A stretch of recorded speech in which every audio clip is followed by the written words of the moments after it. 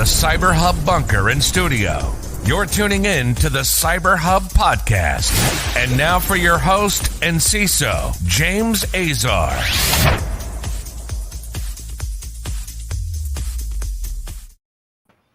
I come to all thee bearing great gifts today.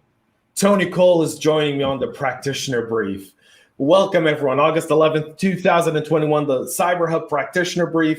Live. We're on Facebook, LinkedIn, and YouTube. Please make sure to subscribe, tune in to our show. Tony Cole, CTO at Attivo Networks, one of the thought leaders and one of the smartest people in our industry. Such an honor and pleasure to have you with us again, Tony. How's it going? Going great, James. Thanks for having me on the show. I have to say again, I always love listening to the 60-second opening on that. It's like the Cyber Rocky in my mind.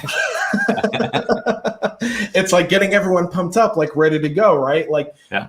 Cyber is a never-ending back and forth, right? It's literally like a Rocky movie. Like, you never know when a Rocky movie is going to end, or like a Tarantino movie. You're going in. You don't know at what age and what hunger level you're going to get out of a Tarantino movie, right? It could go 2.5 hours. It can go 3 hours. It's just.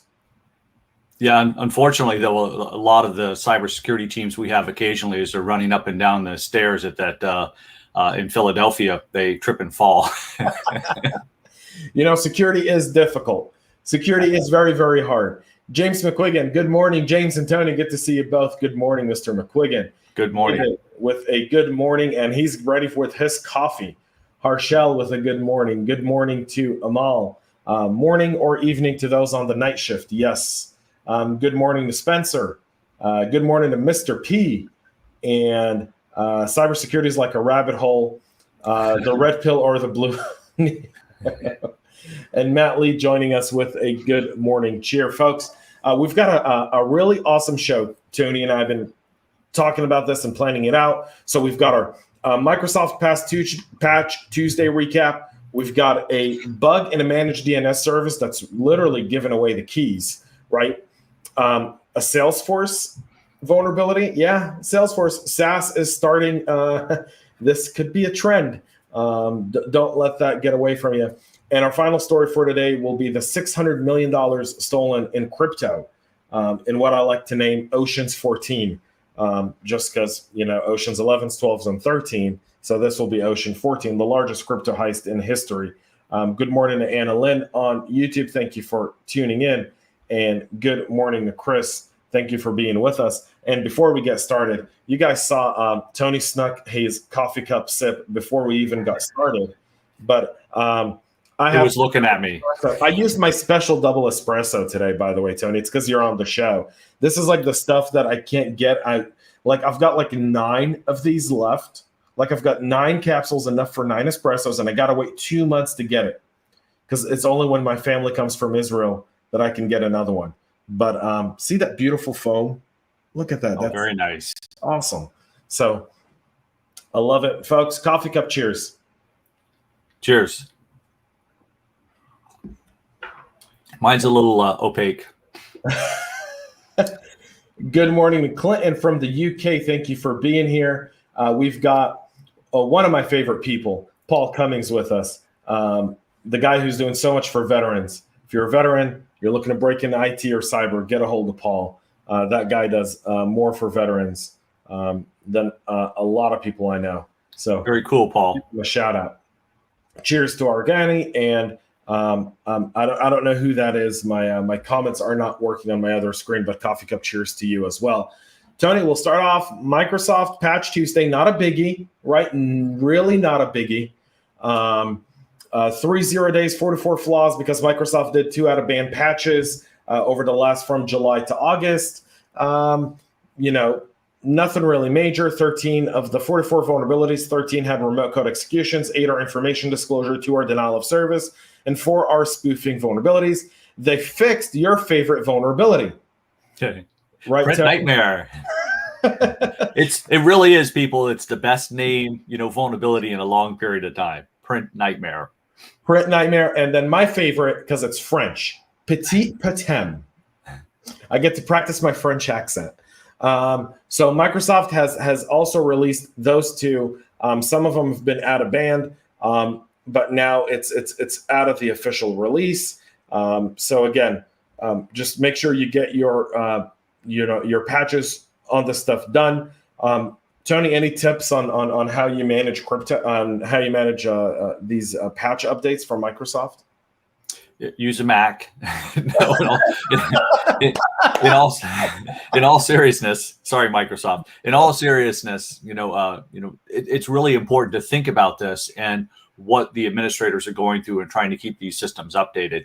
And quite frankly, as we often do in the security field, we're only talking about the security patches, and there's a lot more than that come out on Patch Tuesday as well. It's not just security patches; these are related to security. So keep them in mind. Go buy them a nice cup of coffee, and be patient with those guys and gals, because it's a tremendous amount of work trying to keep these systems updated. This was a better month, and as usual, some other companies stepped up and offered up additional vulnerabilities that they're also working on outside of the Microsoft structure. It is. So, Annalyn, yes, there is a fix for Print Nightmare and Petit Potem now. Get those patches done, and you're fine. How about Linux? Yeah, I mean, Linux is pretty much the base of the OS operating system on Mac. So, and people do agree with you, by the way. Yep, use a Mac. I'm an all Mac user, right? I mean, I have a Windows computer and I use it for like fun stuff. Like to hold my coffee. Put my plate of hot food on it. It does great in order to keep my table surface clean. So it's This is the first time for me. I'm streaming to our from next my story today, where a bug in a managed DNS service cloud lets attackers spy on DNS traffic. This one is like it's a trove of intel. The findings were presented last week at Black Hat. It was discovered by Shir Tamari and Ami Lotwick from infrastructure security firm Wiz. Essentially, they've disclosed a new class of vulnerabilities impacting major DNS as a service, another acronym, DNSAS providers that allow attackers to exfiltrate sensitive information from corporate network. They've called it a bottomless well of valuable intel. Some of the information that comes out of this is external and internal IP addresses, computer names, employee names, and locations. Details about organization, web domains, the findings. Again, everything was disclosed last week at Black Hat. What are your thoughts on this one, Tony? Yeah, it's pretty scary. So many people are moving everything they can to the cloud. It reduces the complexity for them, but increases complexity quite often in their infrastructure and provides capabilities that they might not thoroughly understand the security implications, thereof.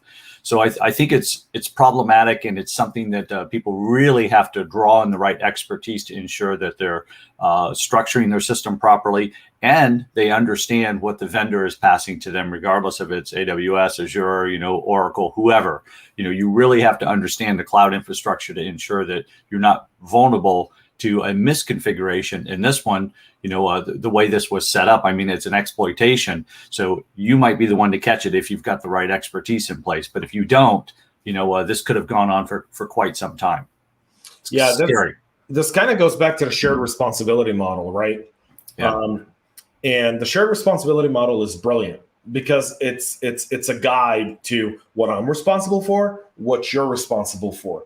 So many people don't ever look at it or read it or even examine it or try to look at it. And anyone who's providing you as a service, I question their maturity if I don't get a shared responsibility document from them. Like, agree 100%.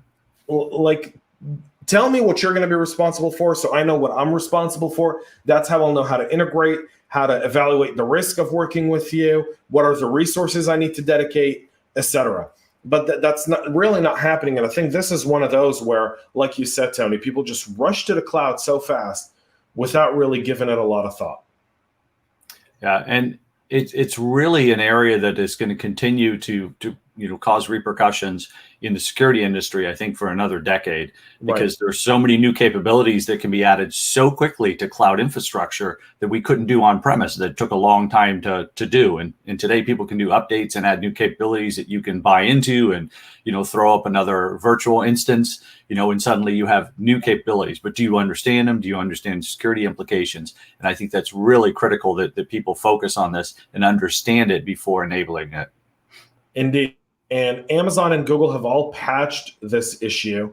And they've also, the WIST research team has also released a tool to let companies test their internal DDNS updates and to see if they're being leaked. So use those tools. All the links to all the stories are in the show notes. You guys can get them there and check them out. Something definitely worth taking advantage of, because apparently, and just to kind of give you guys the impact of this, 15,000 data came from 15,000 organizations, including Fortune 500, 45 U.S. government agencies, and 85 international government agencies.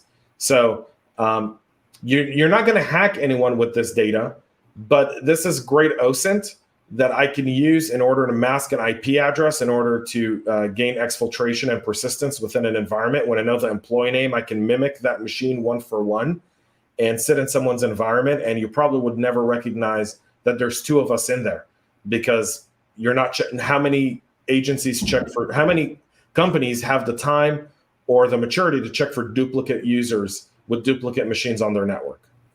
Yeah, and if you're a nation state going after somebody, I'm sure there's a tremendous amount of intel you can pull out of this for reconnaissance, for creating a stealthy attack on that organization, because you're really going to understand, if you're gathering that DNS traffic, you're really going to understand what they're looking at, where they're going, what they're doing, and their people.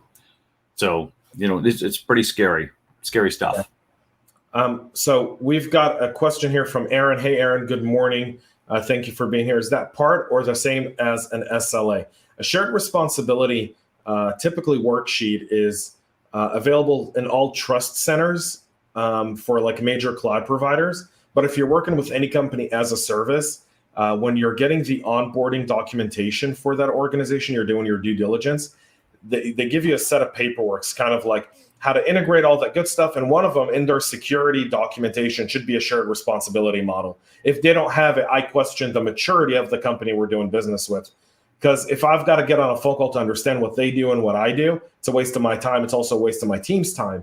I'd like to do the shared responsibility model, and then kind of the conversation gets far more efficient and better at that point. Would you operate the same way, Tony?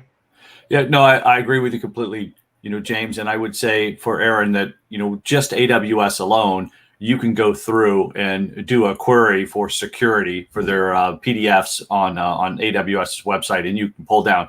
There's just a ton of different guides that help you understand what they're responsible for and what you're responsible for, as well as understanding the security tools that they can provide for free or they can charge you for. So, but it's definitely not an SLA. Instead, it's just exactly as James broke it down. It's just what they're supposed to do and what you're supposed to do. I mean, we all know when you put a contract in place for any type of SaaS service or DN SaaS or pick, right? The point is that, the responsibility and accountability still lays with you, your organization. You're the one that's going to get compromised, even if it comes to your cloud provider. So that responsibility and accountability for security should still rely with you, even if it's something that happens in their infrastructure that impacts your organization. You're the one that may end up getting sued, if you're a government agency getting fired, or a number of different things. Absolutely. Let's move to our next story here, and one that organizations are being warned about because, well, it's Salesforce. And I think almost every company today that is a company uses Salesforce. So this misconfiguration has been on for at least the last year. Salesforce taking steps to prevent an incident, according to Varonis, but it's still seeing many affected organizations. Salesforce communities enable Salesforce customers to connect and collaborate with employees, partners, and customers. These communities are typically indexed by Google, which can be useful to partners and customers, but it's also useful for attackers.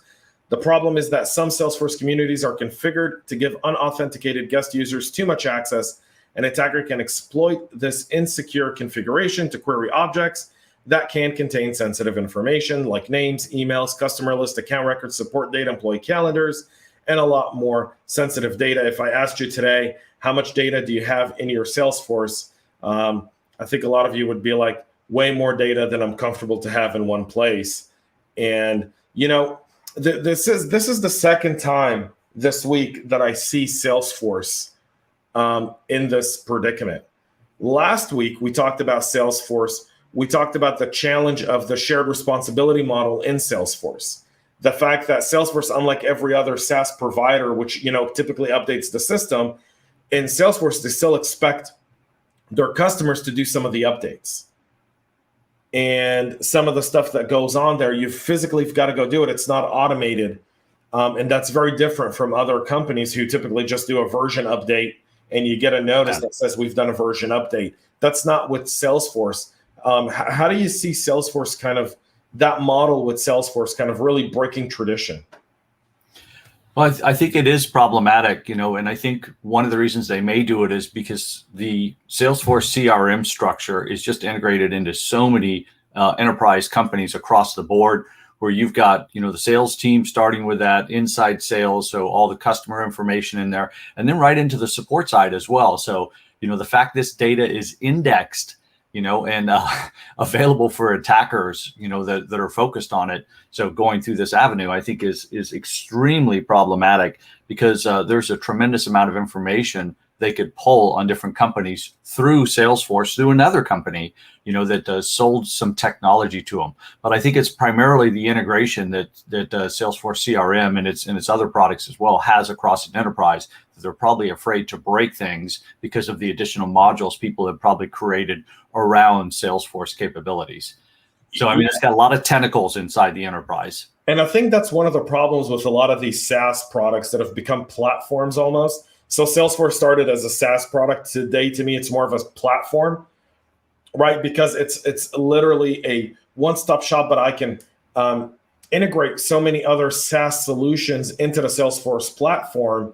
And and people still look at Salesforce almost as a software as a service rather than a platform as a service. And I think we have to do that shift in our heads, because there's so much to go on with that community. It's kind of like, Salesforce has its own app store. They've got their own community. Different people can put stuff in there. I don't know personally, and maybe some of our listeners, or maybe you do, Tony, but do they have a standard for apps? Do they have the same process, let's say, as Apple would in looking at an app before they issue it in the community? That's a great question, and I don't know the answer to that one, James. I'm gonna have to look at that. Very interesting. Yeah. To me, that would be very, very interesting. It's something to keep taking a look at. Salesforce administrators have been advised to check settings related to guest permissions and guest user access to avoid such issues. So Varonis has made that advice, and so that's out there now. And we'll end with, I think, our Ocean's 14 story today. Criminals. Why do they do that? Thank you, criminals. Be better. All right.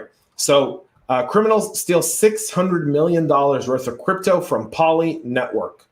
They siphoned $611 million worth of cryptocurrency in one of the largest financial heists targeting the digital asset industry, putting it ahead of breaches targeting CoinCheck and MTJox in recent years.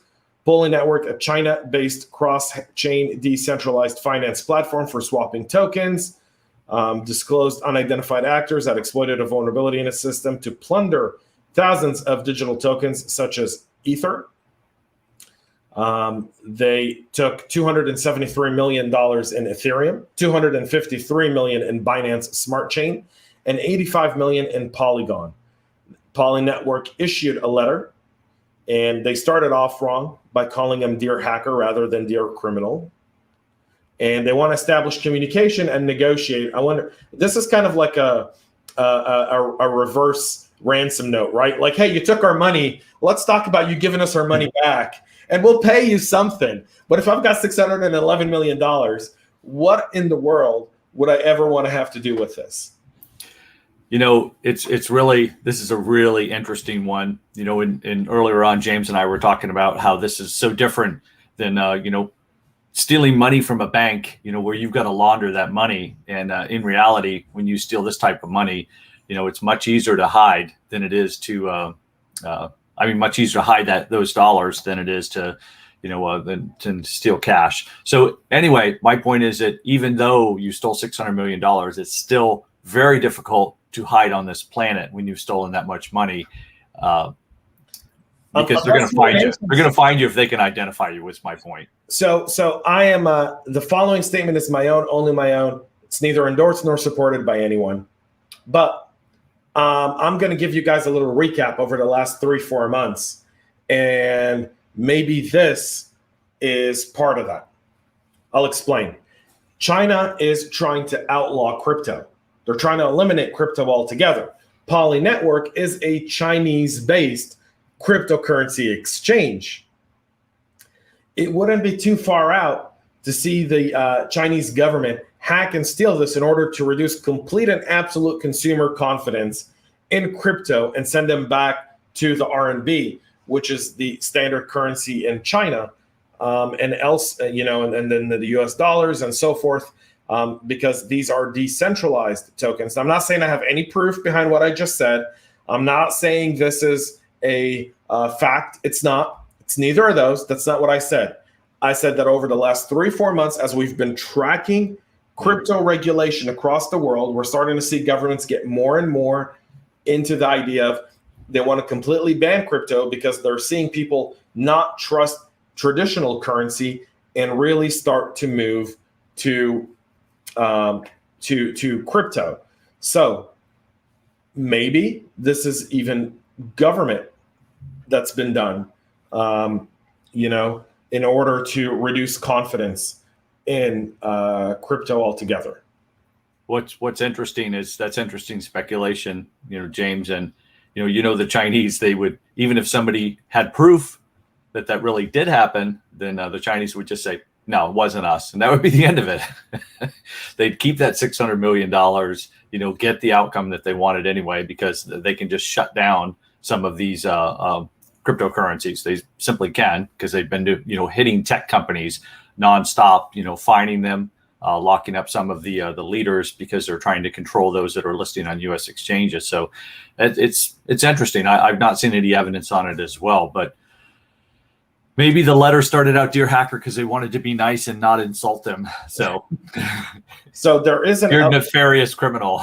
So there is an update here. The Block, which is a blockchain publication, reported that the attackers behind the Poly Network crypto hack have returned 1 million in USD coin on the Polygon blockchain, 1.1 million in BTCB, as well as 2 million in the Shiba Inu ERC20 token, and 622,243 FEI USD stablecoin.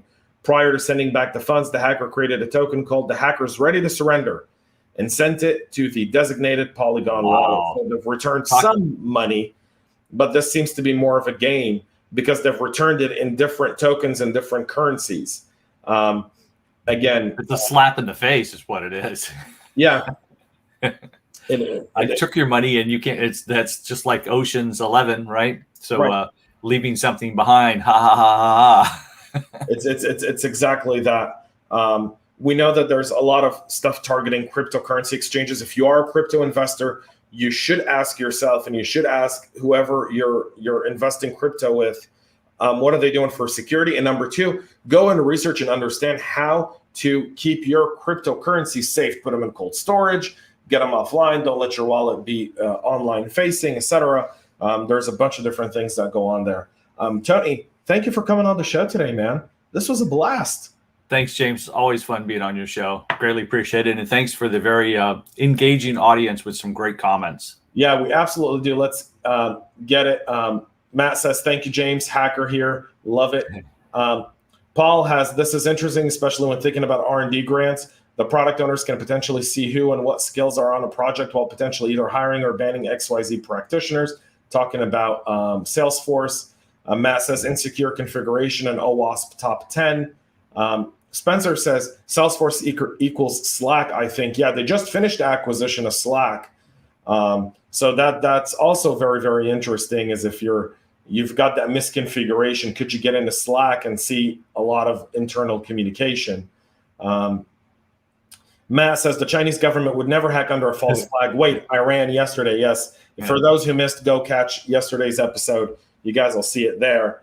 Aaron says, wow, interesting thought, James, and cryptocurrency can hurt a government like China, especially with no government behind it. Indeed, when the people have power, government starts to rattle at its knees. In case you need proof of that, I take you back to 1776 and the creation of this nation for any proof of what happens when people actually take power back. And finally, great information and conversation from Spencer. Folks, that's it for today. So, a few things. One, the Tech Town Square is now called Digital Debate. We're exclusively on Clubhouse. Go to Clubhouse, look up the Digital Debate Club. Follow us there tonight, 8 p.m. Eddie and I are going to be there. We're going to be talking about Apple's wish to start scanning your phone with version 15 for child pornography. And what does that mean? The moral high road or the beginning and the end of privacy in a company that's been planting the flag and saying we're all about privacy. If you remember, just mere months ago, we were talking about 14.5 and ask an app not to track and cross-app tracking being eliminated. Now they do this. So that's slippery slope. Very much so. We'll be discussing that tonight, 8 p.m. on Clubhouse. The Tech Town Square is now called Digital Debate, and we're only on Clubhouse.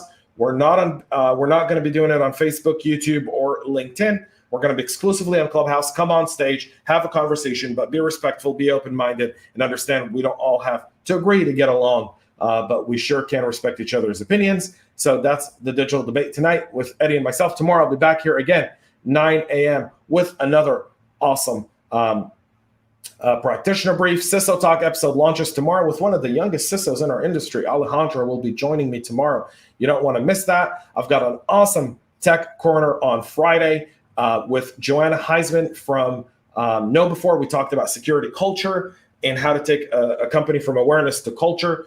We debate, and she used to work at Gartner, so her and I had some sharp words to talk about that as well. So you guys don't want to miss that one on Friday as well. Tony Cole, he's the CTO at Attivo Networks. Tony, how do people get in touch with you? I'm at No Hacking on Twitter, and I'm William Tony Cole on LinkedIn. So, or you can hit me up through Attivo Networks. So, Attivo Networks, not the DVR. Attivo Networks, folks, one of the sponsors of our show, and really an awesome company. Go back and check out our IDR webinar from a few weeks ago. Tony was mentioned a bunch of times. We were picking on you throughout the entire webinar. I heard it. So you guys can go and check that out as well. That's on our YouTube channel. You can catch it there as well. Folks, thank you so much. Have a great rest of your day. Most importantly, stay cyber safe. Cheers, guys. Cheers. We love feedback, so make sure to connect with us on social media and subscribe to our podcast on your favorite podcast listening platform.